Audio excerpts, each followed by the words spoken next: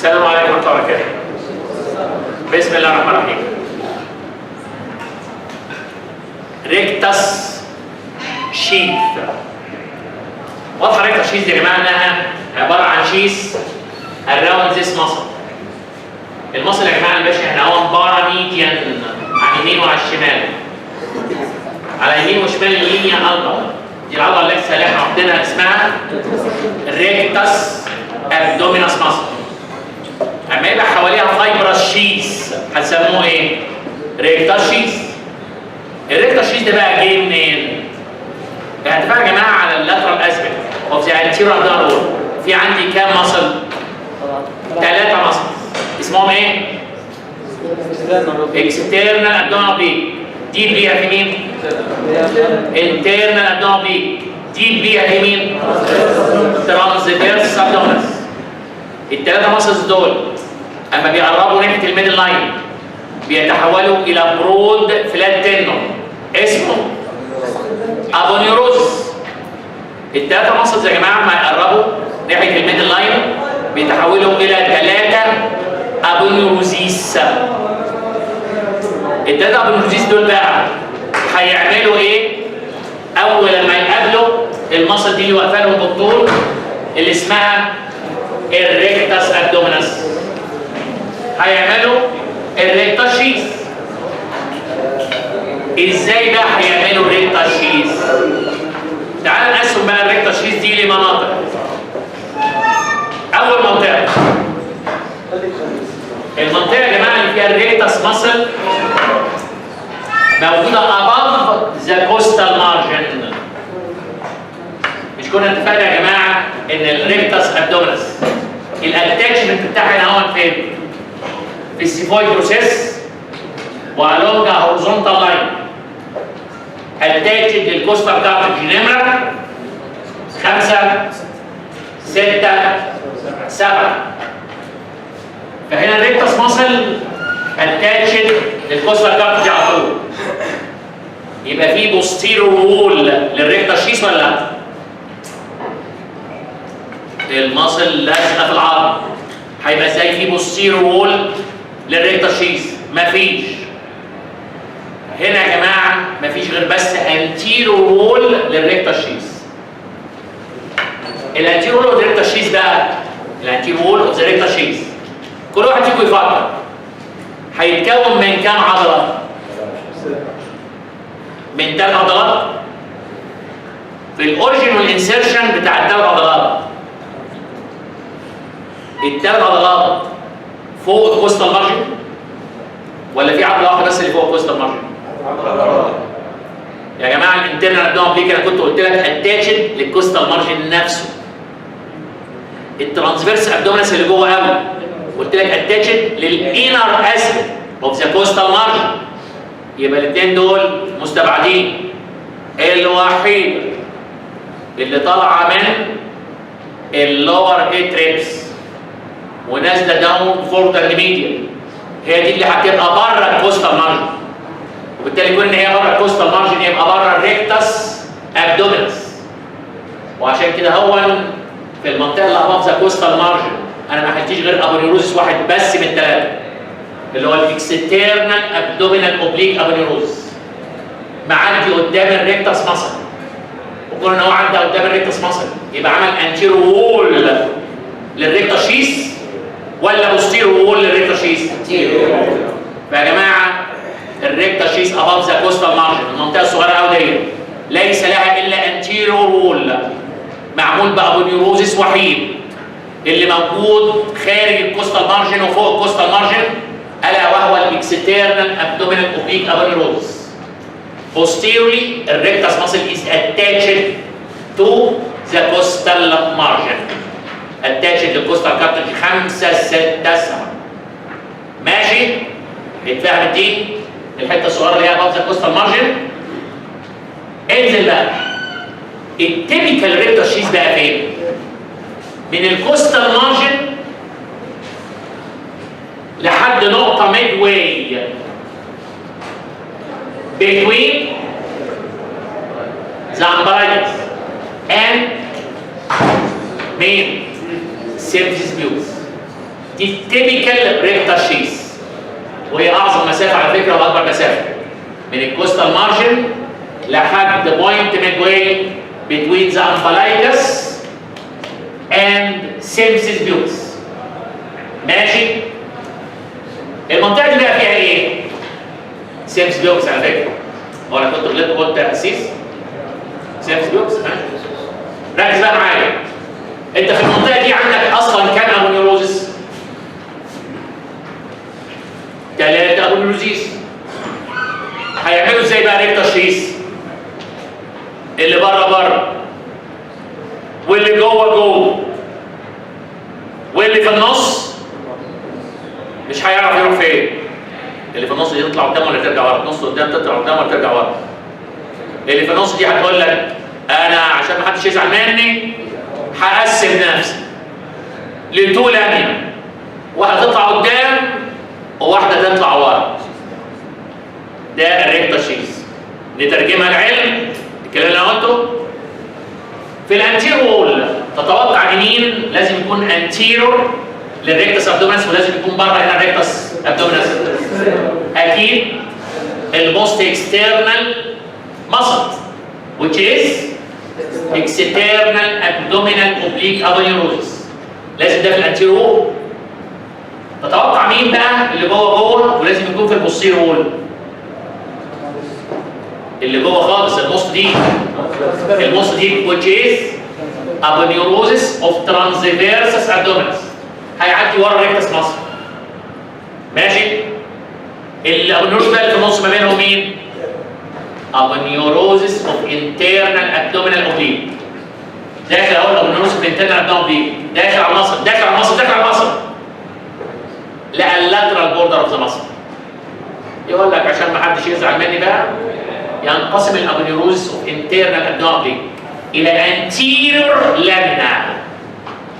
تتوقع الانتيريور لامينا هتمشي قدام الريكتس ولا وراها؟ انتيريور لامينا هتمشي قدام الريكتس مصر، وبقت في الانتيريور وول اوف ذا ريكتال شيث. وبقى كده الانتيريور اوف ذا ريكتال شيث بيتكون من كام ابونيوروزس؟ ابونيوروزس ونص اللي هو الانتيريور لامينا اوف انترنال ابدومينال. وبقى الانتيريور وول يا جماعه اوف ذا ريكتال شيث في هذه المنطقه external abdominal oblique aponeurosis and the anterior lamina of internal abdominal oblique. يلا شغل مخك بنفس الطريقه. البوستيريور وول اوف ذا ريكتال شيث في المنطقه دي هيبقى مين؟ ابونيوروزس ونص. مين الابونيوروزس اللي لازم ورا هنا هون عن البوستيريور وول؟ transversalis abdominis. ومين النص؟ posterior lamina of internal abdominal oblique. ماشي؟ دي يا جماعه المنطقه اللي هي التيبيكال ريكتال شيث اللي فيه ابونيوروز ونص قدام الريكتس وابونيوروز ونص ورا الريكتس. ودي ما تتحفظش. اللي قدام اكسترنال ابدومينال اوبليك، اللي في العمق ترانسفيرسس، والانترنال ابدومينال اوبليك بتتقسم لانتيريور لامينا وبوستيريور لامينا. محتاج دي حفظ. طب ايه اللي هيحصل بعد هذا الليفل بقى؟ احنا الليفل اللي احنا كنا متفقين عليه لحد مين؟ midway between the umbilicus and symphysis pubis. نشوف بقى ايه اللي هيحصل معاهم. اكيد اللي بره في الانتيريور اوف ذا ريكتال شيث في الاكسترنال ابدومينال اوبليك ابونيوروزس. ده ثابت طبعا في جميع الليفلز، اكيد في الانتيريور. طب الانترنال ابدومينال اوبليك والترانسفيرسس ابدومينس هيعملوا ايه اهو؟ سؤال بس كده يعني ساذج يعني. هي الحته دي من الانترنال ابدومينال اوبليك والترانسفيرسس ابدومينس انهي فايبرز؟ الابر فايبرز ولا الميدل فايبرز ولا اللور فايبرز؟ اكيد دي اللور فايبرز اوف انترنال ابدومينال اوبليك اند ترانسفيرسس ابدومينس. ومن مخهم كده اهو، مش احنا لسه قايلين من شويه ان اللور فايبرز اوف انترنال ابدومينال اوبليك وترانسفيرسس ابدومينس بيتحدوا مع بعض ويعملوا اتحاد العضلات. اتحاد العضلات اللي كان اسمه ايه؟ كونجوينت تندون. والكونجوينت تندون ده على فكره اللي هو الاتحاد بتاعها معدي قدام مين؟ معدي قدام الريكتس مصر. وبالمنظر ده بقى الانتيرو وول اوف ذا ريكتس شيث بيتكون من كام ابونيوروزس؟ الثلاث عضلات. فهنا اهو يا جماعه تحت الليفل اللي احنا اتفقنا عليه اللي هو ميد واي بتوين ذا امبلايكس اند سيلز بيوتس. في هذا الليفل الانتيرو وول بيتكون من 3 ابونيوروزيس. امال الريكتس ماسل وراها في ايه؟ الريكتس ماسل وراها بقى في هذا الليفل الفاشيا. الفاشيا اللي مبطنه بطننا اللي هي الطبقه الجايه بقى اللي بعد المصل. الطبقه يا جماعه اللي هي الفاشيا دي اللي هتبطن بطننا من جوه. اكشوالي هتبقى مبطنه الاكسترنال ابدومين ولا مبطنه الانترنال ابدومين ولا مبطنه الترانسفيرس ابدومينس؟ اكيد مبطنه العضله اللي جوه. مبطنه الترانسفيرس ابدومينس. عشان كده الفاشيا اللي مبطنه بطنك من جوه دي بقى هيبقى اسمها ايه؟ فاشيا ترانسفيرساليس او ترانسفيرساليس فاشيا. وعشان كده على فكره البوستيريور وول اوف ذا ريكتس شيث ده انتهى في هذا الليفل. على فكره عشان تعرفوا الرسمه دي انا رسمت لكم من اول الريكتس شيث على الناحيه اليمين ورحت جاي على الناحيه الشمال شايل الريكتس ماسل خالص بالانتيريور اوف ذا ريكتس شيث. فاللي انا شايفه ده مين بقى؟ البوستيريور اوف ذا ريكتس شيث. البوستيريور اوف ذا ريكتس شيث انتهى في هذا الليفل اللي ما بين الامبلايكس والسيلز بيوتس. والنهايه بتاعت البوستيريور اوف ذا ريكتس شيث عامل لك ارشد لاين. الارشد لاين ده مشهور قوي اسمه اركويت لاين. كلمه اركويت يعني ارشد. فده نهايه البوستيريور اوف ذا ريكتس شيث. وما بقاش ورانا فيه غير الفاشيا اللي مبطناها اللي اسمها فاشيا ترانسفيرساليس. وكده بقى عرفت اهميه تقسيم الريكتس شيث لليفلز. ليفل above the coastal margin ليس هناك الا anterior wall بس عباره عن external abdominal oblique aponeurosis. ولا يمكن يكون ورا الريكتس ماسل اي ستراكشر لان يا جماعه الريكتس ماسل لازقه في الكوستال كارتريج وفي الاتاتشمنت بتاعها. المنطقه اللي هي تيبيكال من الكوستال مارجن للميد واي بتوين ذا امبلايكس اند سيلز بيوتس. ودي فيها الانتيريور وول التيبيكال عباره عن ابونيوروزس ونص اللي هو اكسترنال ابدومين والانتيريور لامينا اوف انترنال ابدومين. والبوستيريور وول في هذا الليفل ابونيوروزس ونص. البوستيريور لامينا اوف انترنال ابدومين والابونيوروزس اوف ترانسفيرس ابدومين. بيوزس ليفل كل العضلات عدت قدام الريكتس ماسل.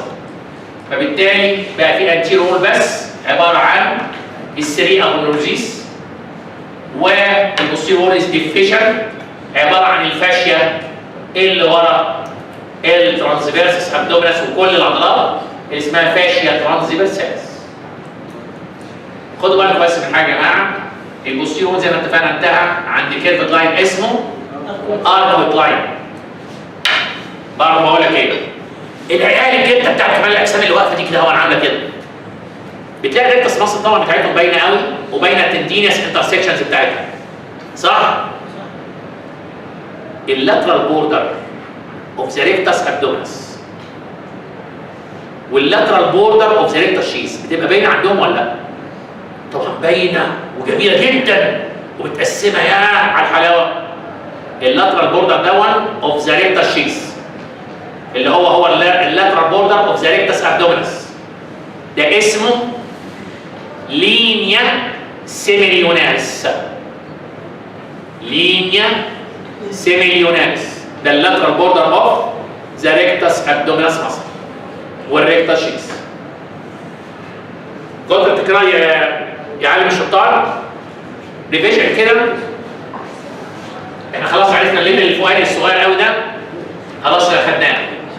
تعالوا بصوا لي بقى على الكات سيكشن الجميل ده في الريكتس شيث. الكات سيكشن الشهير اللذيذ ده في الريكتس شيث عند الاثنين ليفل بقى التانيين. ده التيبيكال ليفل بتاعنا. التيبيكال ليفل بتاعنا مين دي في الميدل لاين؟ هي دي اللاند مارك بتاعتك. لينيا باراميديان عن جنبين. مين العضله دي؟ التو ريكتال، التو ماسلز ريكس. طب مين بقى الثلاثه ماسلز دول؟ من بره لجوه. برافو عليك. اكسترنال ابدومينال بيك، انترنال ترانسفيرس، وداخل هم الثلاثه ايه؟ تندونز داخلين ميديال. اول لما دخلوا ميديال يقابلوا اللينيا سيميليوناس اللي هي اللاترال بوردر اوف ريكتس ابدومينال. شايفين يا جماعه اللي بره ازاي؟ الابنيوروس باكسترنال ابدومينال بيك بره، ومعاه الانتيرور لامينا اوف انترنال ابدومينال بيك. وراك في مين؟ اللي جوه الابنيوروس اوف ترانسفيرسس ابدومينال، ومعاه البوستيرور لامينا اوف انترنال ابدومينال بيك. فبقى هنا الانتيرور وول ابنيوروس ونص، والبوستيرور وول ابنيوروس ونص. نكمل الكات سيكشن. طب مين بقى الفاشيه دي اللي مبطنه بطننا كلها ايه؟ ومبطنه للترانسفيرس ابدومينس، وبالتالي اكتسبت النيم بتاعها فاشيا ترانسفيرساليس او ترانسفيرساليس فاشيا. ايه اللي بقى على الليفل ده؟ هو ده الليفل اللي هو تحت الليفل اوف اركوت لاين، اللي هو ميد واي بين ذا امبلايكس اند سينفيس بيوبس، والمنطقه اللي تحتيها بقى مين دول؟ الثلاثه مصر اللي احنا متعودين عليهم. اكسترنال ابدومينال بيك، انترنال ابدومينال بيك، ترانسفيرس. داخل الثلاثه ابونورزيس. شايفين عملوا ايه؟ كل نط قدام الريكتس، كل نط قدام الريكتس على اليمين والشمال عشان يتقابلوا السته ابونورزيس، واتفقنا يعملوا الانترليسنج فايبرز اللي اسمها اللينيا البا. مين بقى الطبقه الخضراء دي؟ الفاشيا اللي بطنها بطننا كلها هنا اهو في المنطقه دي اللي هي فاشيا ترانسفيرساليس. ماشي؟ يلا بقى نخلص بالمره. احنا كده خلصنا الطبقه اللي كانت مصر. احنا كنا ماشيين في طبقات الانتيريور داون وول، واتفقنا في ثلاث طبقات قبل المصر اللي هي سكين وكامبرز فاشيا وسكاربس فاشيا. ادي ثلاثه. بعد كده في عندي ثلاث عضلات: اكسترنال ابدومينال بيك، انترنال ابدومينال بيك، ترانسفيرسال ابدومينال. دي من المسلز في ثلاث طبقات. الطبقه الخضراء دي اهو عرفتوها اللي اسمها فاشيا ترانسفيرساليس.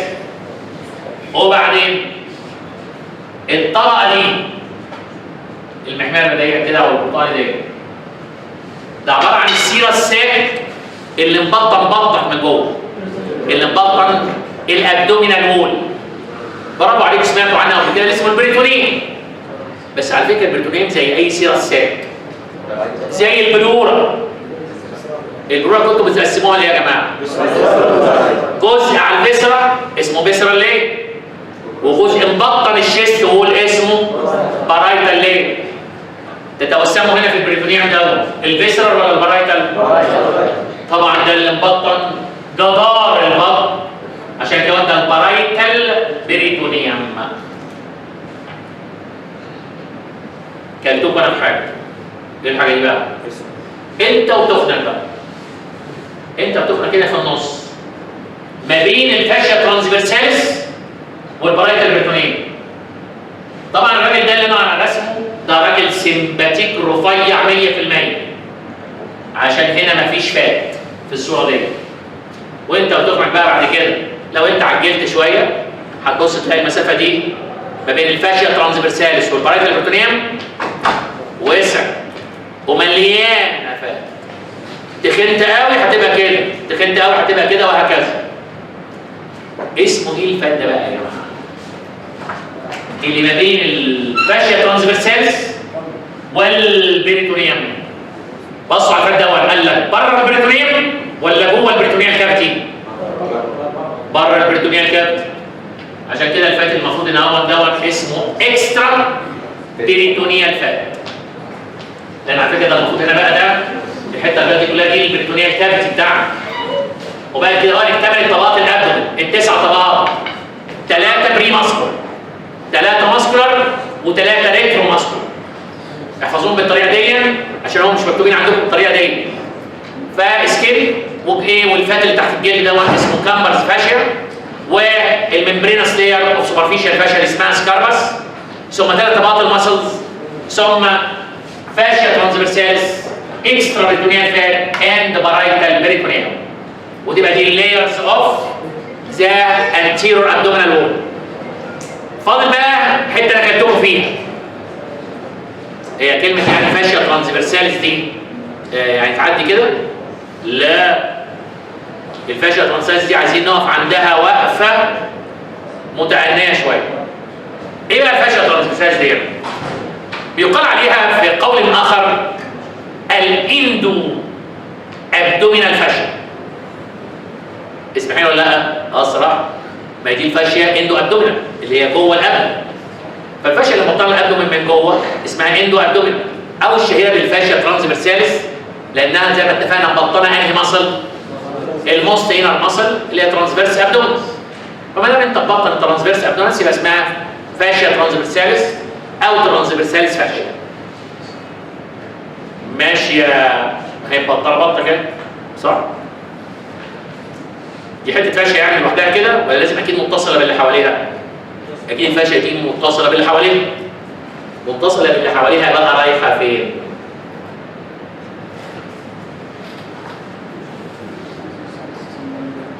الكات سكشن ده جميل صغير شويه نكبره لكم.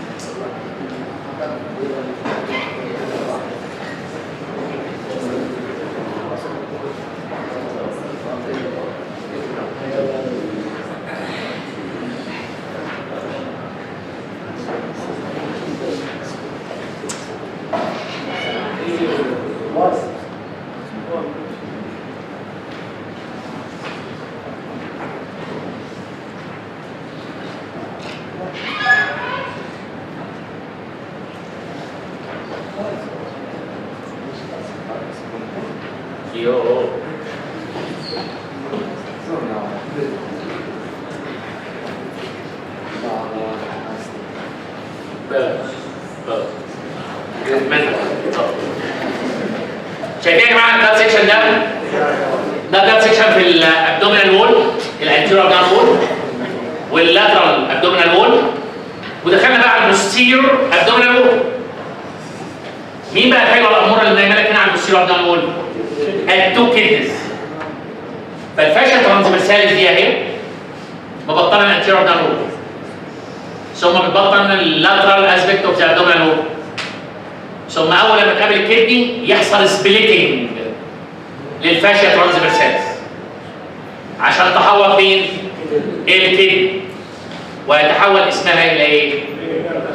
بيري رينال فاشيا او زوكر كاندل فاشيا او بيري نفريك فاشيا. اصل هي كلمه نفريك يعني كدني ورينال يعني كدني، فاسمها بيري رينال بيري نفريك او اسم الراجل اللي وصفها الزوكر كاندل فاشيا. بقى كمان بتكمل الفاشيا ترانسفيرساليس عشان تبقى كونتينوس مع الفاشيا اللي على البوستيريور ابدومينال وول. ان شاء الله في اخر الابدومين هناخد ان في نوع اسدين اصليين واقفين هنا. مين دول بقى؟ تو لارج فيسلز، الاورطه والانفيوبينا كده. فالفاشيا دي على فكره وهي معديه كده بالعرض بتعدي قدام الاورطه والانفيوبينا كده. ماشي؟ طب ده كده اهو داير داير. فوق بنعمل ايه؟ وتحت بنعمل ايه؟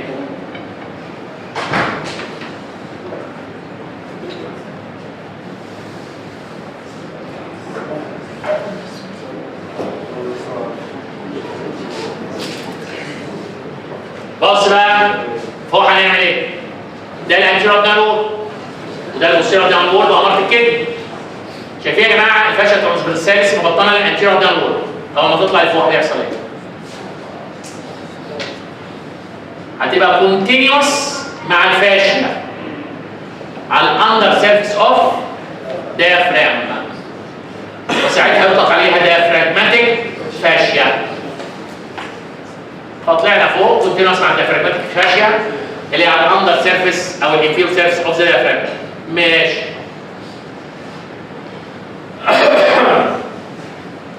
الفاشيا دي لما تنزل لتحت هيحصل لها ايه؟ الفاشيا دي لما تنزل لتحت هتقابل مين؟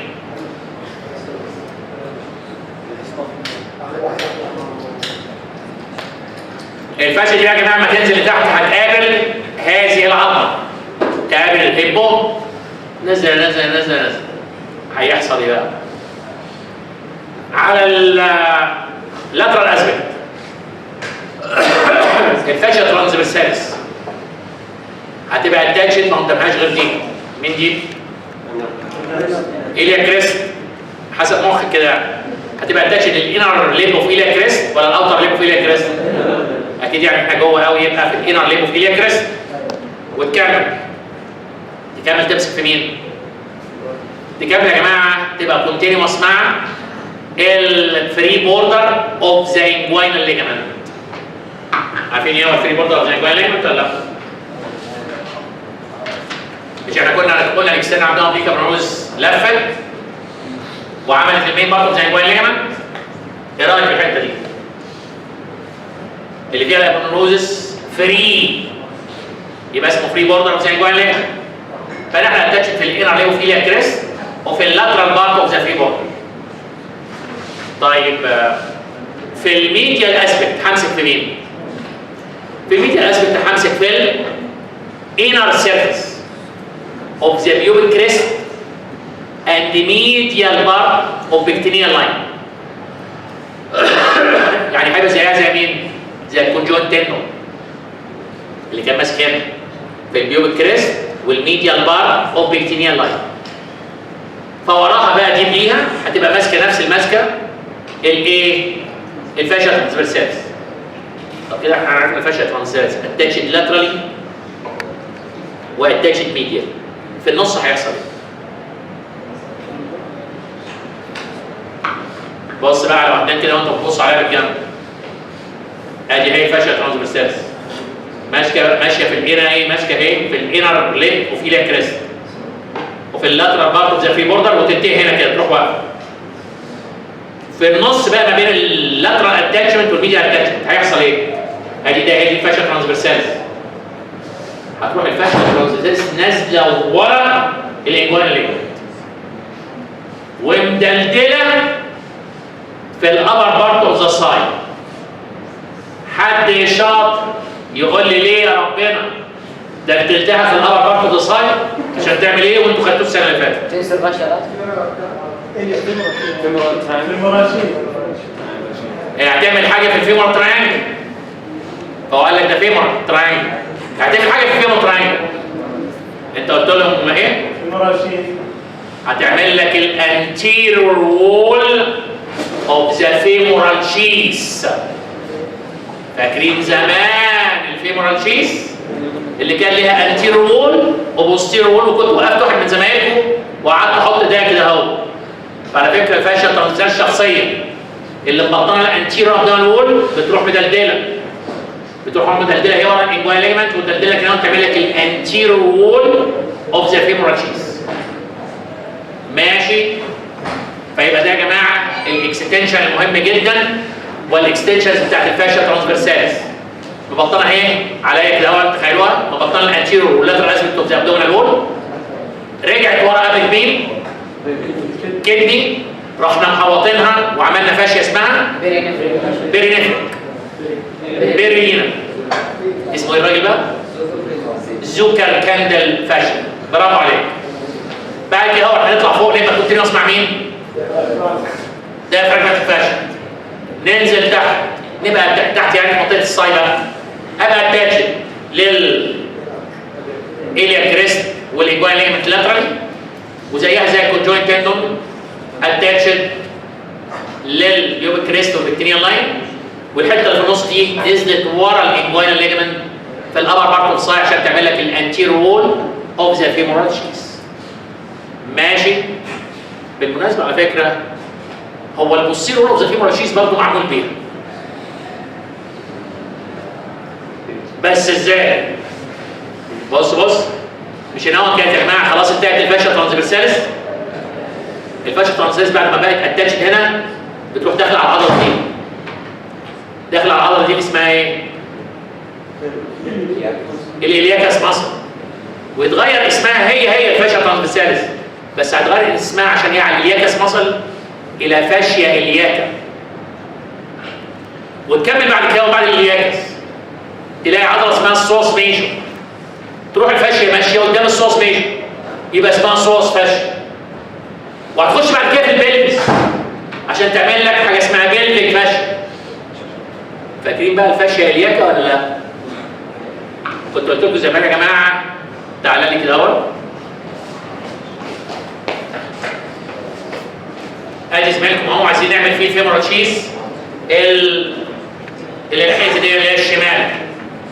مش ده الانجوان ليجمنت؟ نحط رجل الضمنيه هنا. ادي ايد اهي اللي هي الفاشيا ترانسفيرساليس شخصيا وهي ليها لسه نفس الاسم. راح نعمل عمليه الانتيرور اوف ذا فيمورال ايه؟ اوف ذا فيمورال شيث. انتيرور اوف ذا فيمورال شيث بالفاشيا ترانسفيرساليس. بس بعد كده بقى هيتغير اسمها الى فاشيا إلياكا وتنزل مع الإلياكس ماسل في الابر بارت اوف ذا سايد. والفاشيا إلياكا دي لما تنزل في الابر بارت اوف ذا سايد اللي هي جايه اهي راحت طق جت من ورا وعملت لك البوستيرور وول اوف ذا فيمورال شيث.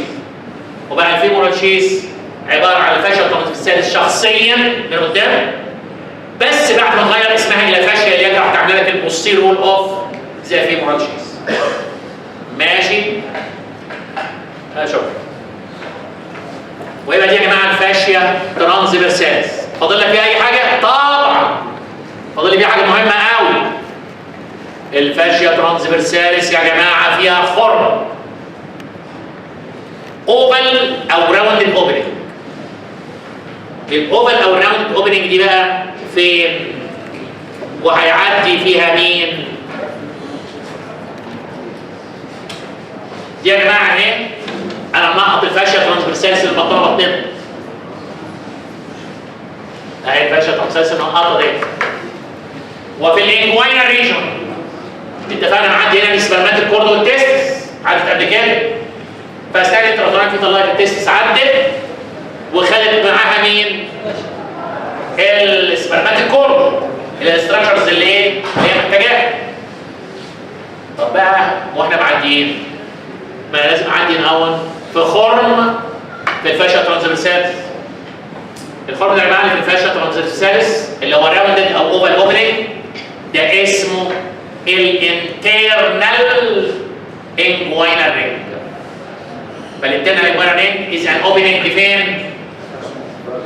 في الفاشيا ترانسفيرساليس بيكون راوندد او اوفال. ومعدي فيها مين؟ اللي عدى في الاكسترنال رينج هو اللي هيعدي في الانترنال رينج اللي هو السبرماتيك كور. بقول لك ايه؟ شايفين الطبقه المنقطه دي؟ اما عاد التس هنا والسبرماتيك كور راحت الطبقه المنقطه دي عامله ايه معاهم؟ عملت واجب معاهم. وجبت معاهم. ازاي؟ زي ما الاكسترنال ابدومينال وانت خارج منها بالاكسترنال رينج راح طالع لك فيشيال تيوب.